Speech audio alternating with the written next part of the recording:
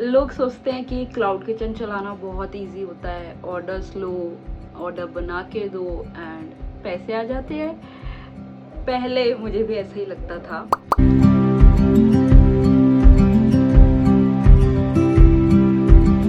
So hi everyone, hi and welcome और welcome back to my channel. अभी तक इस चैनल पे आप हमेशा शॉर्ट्स देखते हुए आए थे।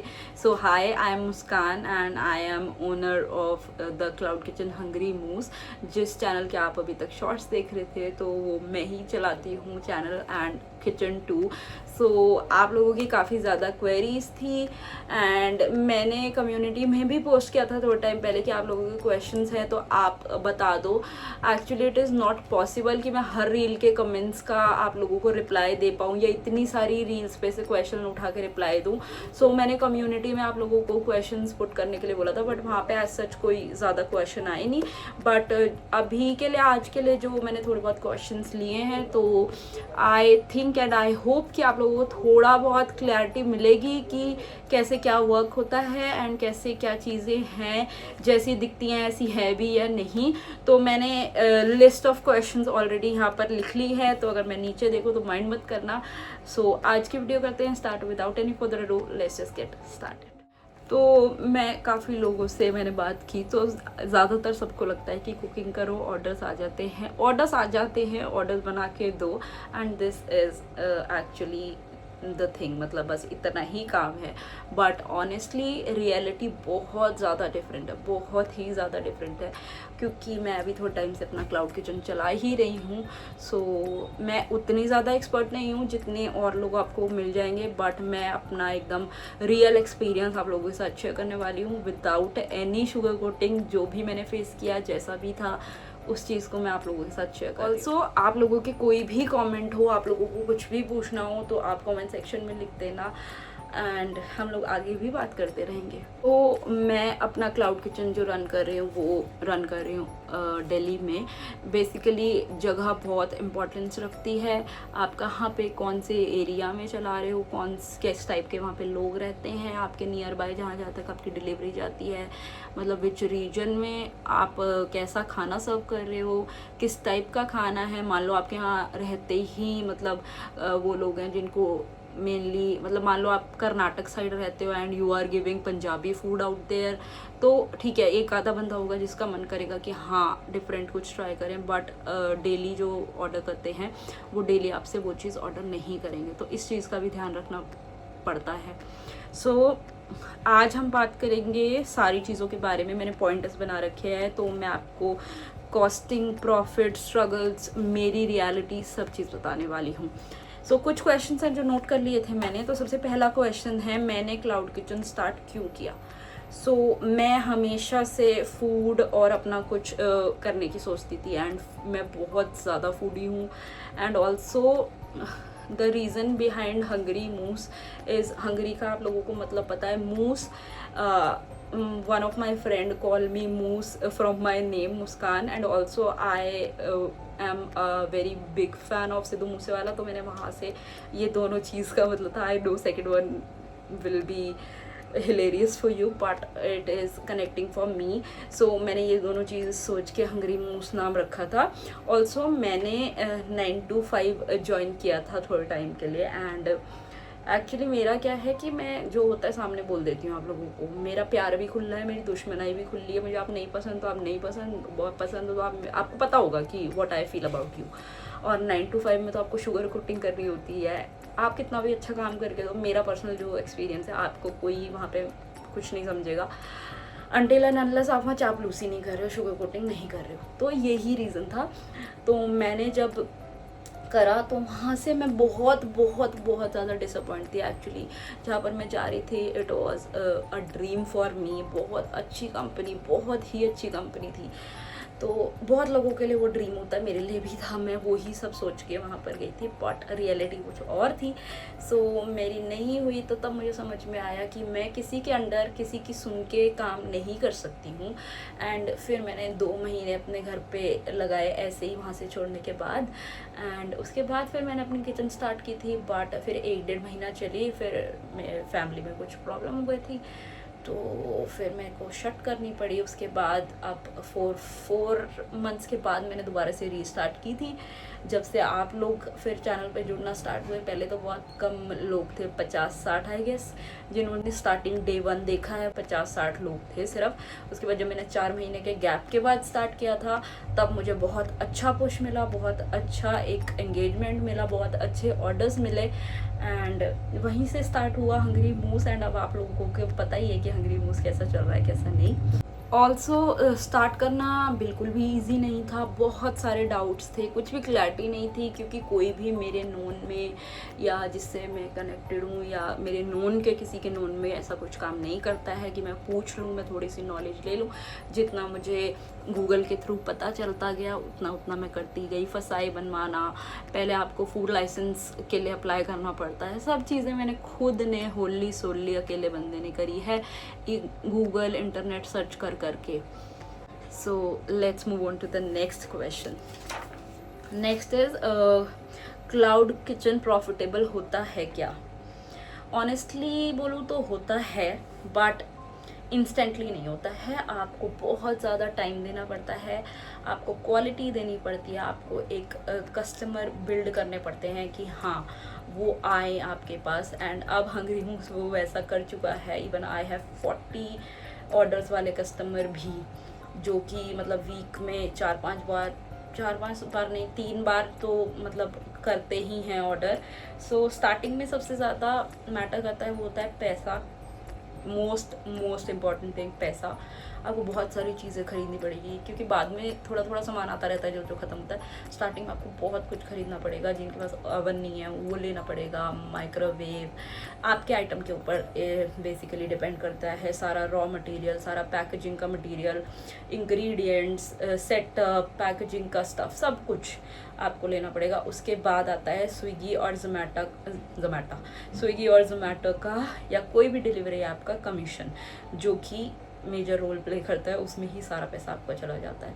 प्रॉफिट बहुत स्लोली बिल्ड होता है, बट जब आपको अपना मेन्यू और कस्टमर समझ आ जाते हैं तो अकॉर्डिंग टू मी ये कोई क्विक मनी वाला कोई बिजनेस नहीं है। It is good one, but ये बहुत धीरे धीरे बिल्ड करने से आपको अच्छा एक प्रॉफिट दे देता है।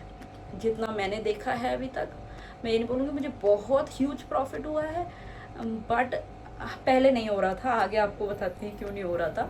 बट हाँ, अभी recently it is good for me. मतलब अभी बहुत बेस्ट नहीं हुआ है, बट जितना बुरा चल रहा था उससे इट इज़ एवरेज नाउ। मतलब basically I am getting little bit of profit. पहले मैं लॉस में ही जा रही थी हर तरफ से। सो या next question is daily work, क्या तुम सब कुछ खुद करती हो? हाँ, सब कुछ मैं खुद करती हूँ। कुकिंग में खुद करती हूँ, प्लानिंग में खुद करती हूँ, प्रेपिंग में खुद करती हूँ, पैकेजिंग में खुद करती हूँ, वीडियो एडिट्स में खुद करती हूँ, आपके कमेंट्स के रिप्लाई खुद करती हूँ। जो भी आप डीएम करते हो, आप कोई भी न्यू कस्टमर ऐड होता है या न्यू फॉलोअर ऐड होता है, जिनको प्रोफाइल के लिंक चाहिए होते हैं, अकाउंट इंस्टाग्राम जोमेटो वगैरह उनको आउटलेट नहीं मिल रहा होता, वो सब कुछ हैंडल मैं खुद कर रही होती हूँ। चाहे कितने भी ऑर्डर्स आ रखे हों, मैं खुद आपको रिप्लाई करती हूँ। ऑल्सो मतलब सबको ये लगता है कि सिर्फ कुकिंग कर दी है और ऑर्डर दे दिया है तो ये ही है एक cloud kitchen, but according to me it is more than that. आपको सब कुछ खुद ही मैनेज करना पड़ता है। Okay, so next question is cloud kitchen का सबसे डिफ़िकल्ट पार्ट क्या है? तो अकॉर्डिंग टू मी, अगर आपको कुकिंग आती है, cooking is not the difficult part. आपको अपनी कुकिंग पे भरोसा होना चाहिए कि आपकी कुकिंग है, आप कितनों को पसंद आ सकती है, आप कैसा खाना दे रहे हो।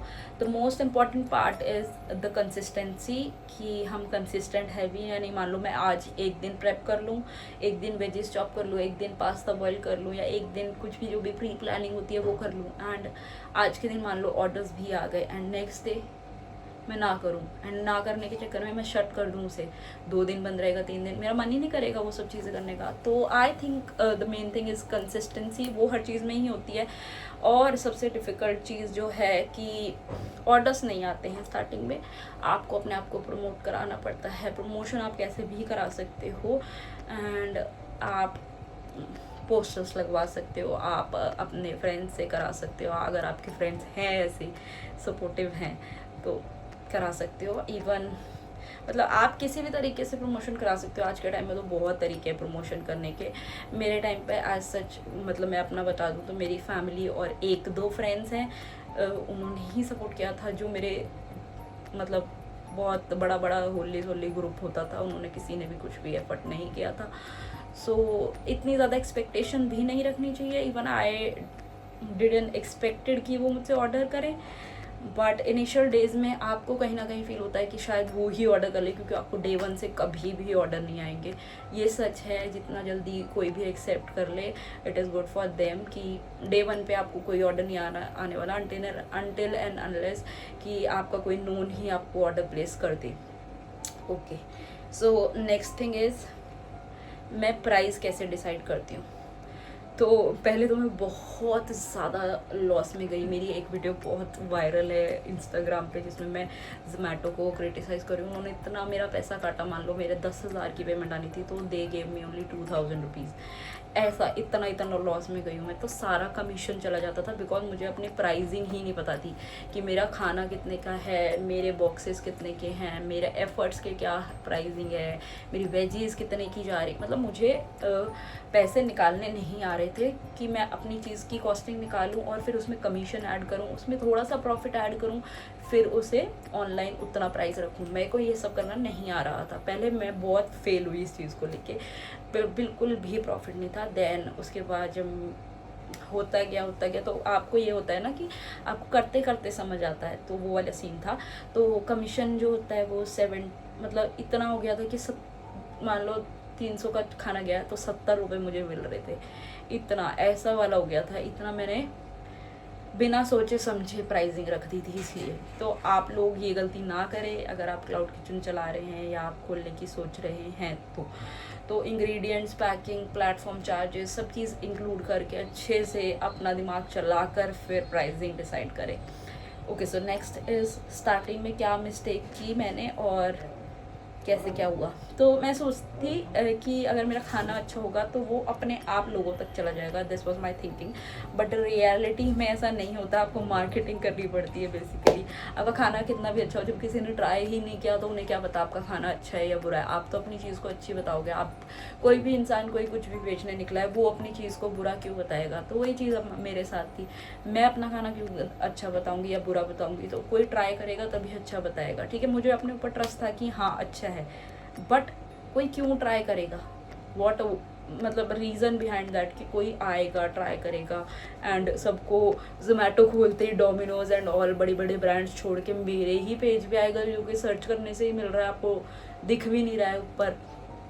तो तब मुझे ये सब लगता था कि अपने आप आ जाएगा, बट मार्केटिंग, ब्रांडिंग, विजिबिलिटी बहुत इम्पॉर्टेंट रोल प्ले करती है। जिस चीज़ से आपके बिज़नेस को हाइप मिलेगी, कोई भी बिज़नेस हो, मार्केटिंग, ब्रांडिंग एंड विजिबिलिटी, 3 की पॉइंट से आप बहुत अच्छा कर सकते हो किसी भी बिज़नेस में।